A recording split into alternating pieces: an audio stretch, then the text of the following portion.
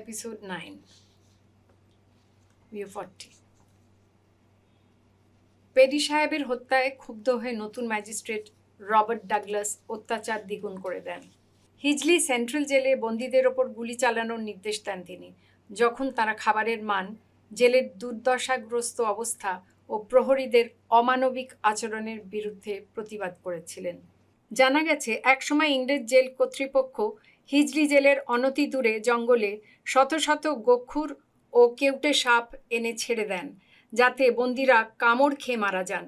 এখনও পর্যন্ত খড়গপুর আইআইটি হস্টেলে একতলা থেকে বহুতলে সাপের অভিযান অব্যাহত আছে। খবরের কাগজে তা নিয়মিত প্রকাশিত হয়। বেঙ্গল ভলেন্টিয়ার্স সিদ্ধান্ত নিলেন ডাগলাসকে হত্যা করতে হবে। প্রদ্যুৎ ম্যাট্রিক পরীক্ষায় প্রথম বিভাগে উত্তীর্ণ এক মেধাবী তরুণ। এই কাজের সুযোগ পেয়ে উত্তেজনায় লাফিয়ে উঠলেন। তবে ডাগলাসকে নাগালে পাওয়া একেবারেই সহজসাধ্য ছিল না, কারণ পেডি হত্যার পরে শহরে পুলিশ প্রহরা বহুগুণ বৃদ্ধি করা হয়েছিল এবং ডাগলাস ভয়ে বাংলো থেকে বেরোচ্ছিলেন না। মাসে একবার বোর্ড মিটিংয়ে এসেই ফিরে যেতেন, কখনো আসতেনই না। তাই প্রদ্যুৎ মরিয়া হয়ে উঠেছিল তাকে বাগে পেতে। খবর পাওয়া গেল 30শে এপ্রিল 1932 বিকেলে বোর্ড মিটিং হবে। পরিকল্পনা হলো, প্রভাংশু ভারী গোঁফ ও চশমায় ছদ্মবেশ নিয়েছিলেন এবং প্রধান গেটে বাধা পেয়ে পাশের ব্যারিকেড টপকে ভেতরে প্রবেশ করেছিলেন। ডাগলাস যখন বোর্ডের মিটিং করছিলেন, সেই সময় প্রদ্যুৎ ও প্রভাংশু সামনের দরজায় রক্ষীদের কাছে বাধা পেয়ে পেছনের দরজা ঠেলে বিদ্যুৎ গতিতে ঢুকে যান। প্রভাংশু ডাগলাসের দিকে 5টি গুলি চালান। ডাগলাস সঙ্গে সঙ্গেই টেবিলের ওপর লুটিয়ে পড়েন। প্রভাংশু গুলি চালিয়ে পালিয়ে যান, কিন্তু প্রদ্যুৎ ধরা পড়ে যান। তার বন্দুক তখন জ্যাম হয়ে গিয়েছিল। ব্রিটিশ পুলিশ তাকে অমানবিক অত্যাচার করে। আদালতে প্রদ্যুৎ বিচারকের সামনে যখন দাঁড়িয়েছিলেন, তার মনোভাব অনমনীয় ছিল। প্রদ্যুতের মা পঙ্কজিনী দেবীর চিঠিপাঠ। মাননীয় বিচারক কেসি নাগ, বিচারক ভুজঙ্গধর মুস্তাফি, বিচারক জ্ঞানাঙ্কুর দে মহাশয়, আমি পঙ্কজিনী দেবী, প্রদ্যুতের মা, আপনাদের কাছে আমার পুত্রের লঘুদণ্ড ও প্রাণ ভিক্ষা করতে এসেছি। বাল্য বয়সেই পিতৃহারা প্রদ্যুৎ মেধাবী ছাত্র এবং আদর্শবাদী। দেশের স্বাধীনতা প্রত্যাশা করে সে হয়তো ভুল পথে গিয়ে একটা অপরাধমূলক কাজে লিপ্ত হয়ে পড়েছিল, কিন্তু তার বন্দুক জ্যাম হয়ে যাওয়ায় ম্যাজিস্ট্রেট ডাগলাস তার গুলিতে মারা যাননি। পুলিশ আদালতের কাছে সেই প্রমাণ দিতে পারেনি, সুতরাং তার মৃত্যুদণ্ড হওয়া একেবারেই সমীচীন নয়। কারাবাস থেকে প্রেরিত তার পত্রাবলী পড়ে আমরা দেখেছি, প্রদ্যুৎ অত্যন্ত প্রজ্ঞাবান, ভাবুক, চিন্তাশীল, দেশ ও জন্মভূমির প্রতি অত্যন্ত অনুরক্ত। তার ভবিষ্যৎ অত্যন্ত উজ্জ্বল এবং সে আশাবাদী। এটাই তার প্রথম অপরাধ, কিন্তু সে খুনি নয়। তাই ব্রিটিশ রাজ এবং আপনাদের কাছে আমার ও আমাদের সমস্ত পরিবার ও দেশবাসীর প্রার্থনা যে তাঁর মৃত্যুদণ্ড মকুব করে যেন কারাবাস মঞ্জুর করা হয়। আমার স্বনির্বন্ধ অনুরোধ যেন একটি অমূল্য প্রাণ অকালে বিনষ্ট না হয়। আপনারা আমার প্রণাম জানবেন। বিনীতা, পঙ্কজিনী দেবী, মিদনাপুর। প্রদ্যুৎকে মৃত্যুদণ্ড দেওয়া হলো। তার মায়ের প্রাণভিক্ষার আবেদন দুবার উপেক্ষিত হয়। প্রদ্যুতের মাকে লেখা চিঠিগুলি জেলাররা গুম করে দিতেন। শেষ লেখা কোনো ক্রমে মার কাছে পৌঁছয়। বেঙ্গল ভলেন্টিয়ার্স নেতৃবর্গ ও মুক্তিযোদ্ধারা ভেবেছিলেন, প্রদ্যুতের রিভলভার থেকে যখন গুলি বেরোয়নি, সে কিছুতেই প্রাণদণ্ড পাবে না। কিন্তু তার শোচনীয় মৃত্যুতে আপামর জনসাধারণ ক্ষিপ্ত হয়ে উঠল। তারা সিপাহীদের কবল থেকে জোর করে জেল বা আদালত থেকে প্রদ্যুৎকে ছিনিয়ে নিয়ে আসার পরিকল্পনাও করেছিলেন, কিন্তু তা কার্যকরী করা যায়নি। প্রদ্যুতের আত্মবলিদান বিপ্লবীদের মনে নতুন উদ্দীপনা জাগিয়ে তুলেছিল। তার সাহসিকতার কাহিনী ইতিহাসের পাতায় স্বর্ণ অক্ষরে লেখা রয়েছে। You're listening to Swadhinota, the Bengal Revolution. This program is a historical account to honor those who fought for India's freedom. Episode 9. Upset and enraged by the killing of Magistrate Petty, Douglas intensified the level of torture and repression twofold. However, his fear of retaliation grew so severe that he stopped performing his magisterial duties from the courthouse, opting instead to work from the safety of his home. He would only venture out once a month to attend the district board meeting, a short walk from his residence. On some occasions, he would arrive and leave almost immediately, while other times he did not show up at all. Pradyot and Prabhangshu, determined to bring Douglas to justice, grew increasingly impatient as they waited for the right opportunity to strike. Meanwhile, at Hijli Central Jail, located 8 miles from Midnapore town, prisoners had begun a peaceful protest against the poor quality of food, the appalling living conditions in their cells, and the inhumane treatment by the guards. It was Douglas who gave the order to open fire on the unarmed demonstrators, resulting in the deaths of 2 men, Tarkeswar Sengupta and Santosh Mitra. This brutal act sparked widespread outrage across the state of Bengal, further fueling the flames of resistance against British oppression.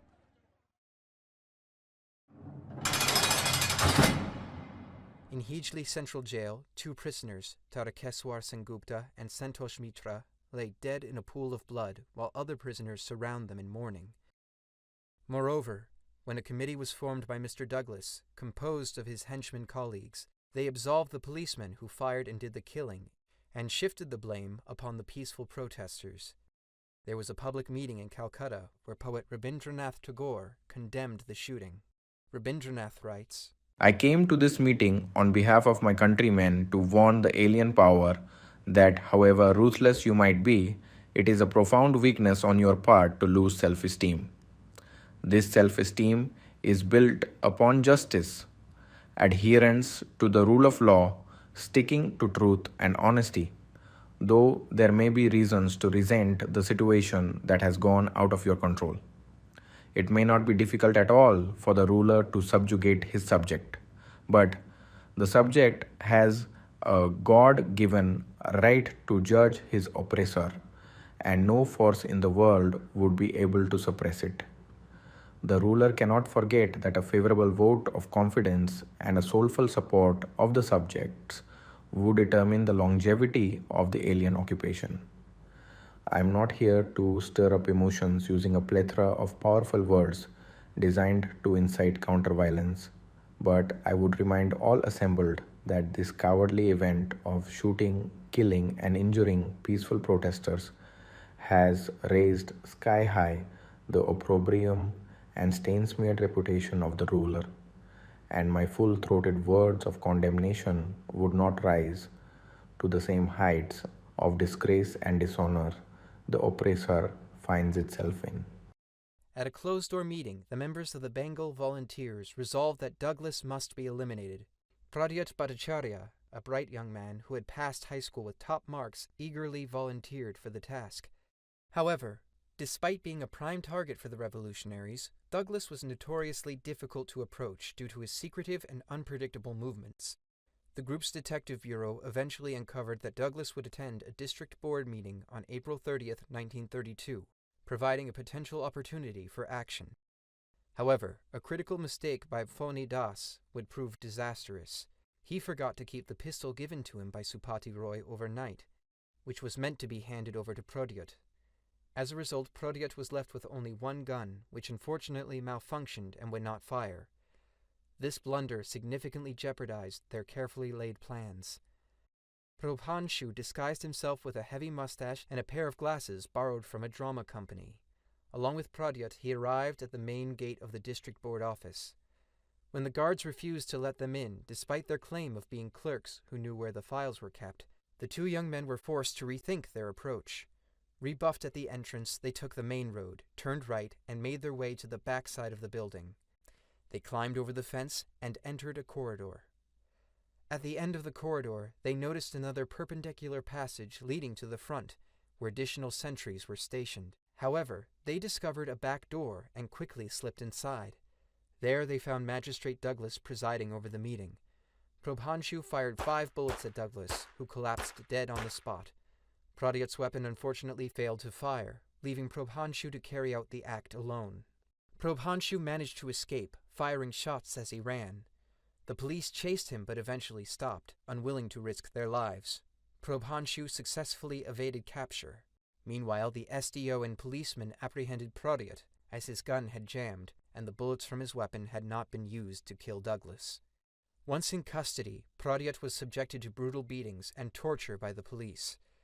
He was beaten so severely that he lost consciousness multiple times. Despite the intense physical abuse, Pradyot remained resolute, refusing to betray his comrades or the cause. In the court, the officer speaks. Your Honours, this fellow murdered Magistrate Robert Douglas. We were able to catch him as his gun jammed, but his co-assassin ran away. This boy and his sidekick wanted to enter the district board meeting on the pretext that they were clerks and would help out with the files and paperwork. We did not let them in. They went to the back of the board building, climbed a fence, and ran through the corridors to find an open door. When we rushed inside the boardroom, it was too late. The magistrate, sir, was shot. Pradyot's mother, Pankonjani Devi, appeals to the judges K.C. Nag, J. Day, and A. Mustafi. I have come before you to pray for my son's life and a lighter punishment. His gun did not kill Magistrate Douglas. The 5 bullets that were discharged were from another gun. Most unfortunate and condemnable as it is, everyone deserves a second chance. Pradyot is a brilliant student, passed high school in the 1st division, and has a promising future. He might have been in the wrong company, but he earned an unforgettable lesson from the gruesome treatments he received in the jail. My son is not a murderer by nature. Police have not been able to prove that Magistrate Douglas died as a result of being stricken by bullets fired from his gun. I have reviewed his essays, and he is a thoughtful, idealistic, sincere, and honest human being. He is optimistic and deeply patriotic, for which he got himself tangled in a heinous matter. I therefore pray to you on behalf of my country and all mothers that you give him a lighter sentence, for which kind act we will be much beholden. It is my fervent request that you do not sentence him to death. I am a widowed mother. I need him to support me for future needs. I offer my respectful bows to all of you. However, Judges Nag and Mustafi sentenced Pradyot to death, Judge Day to 12 years imprisonment. At the High Court, the appeal to commute the death sentence of Pradyot was rejected. The jailer and guards arrived at the cell of Pradyot on 12th January 1933 and found he was reading from the Gita. Just as a person casts off worn-out garments and put on that are new, likewise the embodied soul casts off worn-out bodies and take on others that are new. Pradyot was taken to the gallows. Magistrate Burge asks Pradyot, "Are you ready to die?" We have decided no European will be allowed to stay in our town. It is your turn now. Get ready. The jailers confiscate Pradyot's letters to his home. One that was smuggled successfully shows his keenness, depth, and maturity. In the letter, Pradyot reiterates his pride at dying for a purpose and his contentment in choosing a martyr's death over an ordinary one, calling the gallows but a British joke. In the header, he wrote the Sanskrit saying, which translates into, "Mother and motherland are superior to heaven." The notion reverberates into the words penned by the young rebel when he tells his mother that she and his motherland have ever been a unified entity to his eyes, and it is their agony and accumulating hunger for justice that solidified into a revolutionary blaze inside him. He boldly claims, "We don't kill people, we save them." Bengal is not fully aware of this fact yet. That is why most of them misunderstand us. The non-violence curse our violent nature, but our ideal is far beyond their grasp. We fight only to save humanity from the violent cruelty of humans. They mock us as too emotional. Pradyot hammers the point with a clear example. If someone tortures you in front of my eyes, wouldn't I rush in there in a fit of righteous rage to protect you at that instant? Or would I start pondering whether it's worthwhile, whether it's dangerous, whether I should call the police or just observe to give a witness account in court later, whether I should write a fiery article in the newspaper in case justice is denied? Yes, the latter does reek of smart judgment and calm and collected thinking. But would you not recoil in horrified hatred at me then? Would you not think, why didn't I poison this piece of garbage while breastfeeding it at birth? The letter of 1,000 Bengali words has possibly captured the essence of the rebellious spirit flowering into an inferno in erstwhile Bengal, as well as the country. Pradyot muses about the beauty of the soil that would give golden harvests in the years to come, which would in turn lead the country to a higher level of awakening. Pradyot was sad to say goodbye because he would not see that day in his lifetime, but he bows out on a happy note. His last written words were, "Ma, can your Pradyot ever die? Look around. Millions of faces, millions of Pradyots are smiling at you. I am imperishable, immortal, and Mother, I will live on forever. Vande Mataram." Victory to Mother. Bengal Volunteers' leadership, experienced attorneys and legal scholars were convinced Pradyot would not get the death penalty, so the freedom fighters abandoned a plan to forcefully seize him from custody. When that did not happen, people were mad with rage. They thought of taking Judge Nag out, but didn't do so as that would have alerted Magistrate Burge. Bernard Burge had served the district of Midnapore before as an SDO. This time his wife came to live with him, and she laid out a strict security cordon around her husband. No one would venture to see the magistrate without seeing her first. Vande Mataram. Vande Mataram. Vande Mataram. Sujalam Sufalam Malayajasitalam Satyamalam Mataram. Vande Mataram.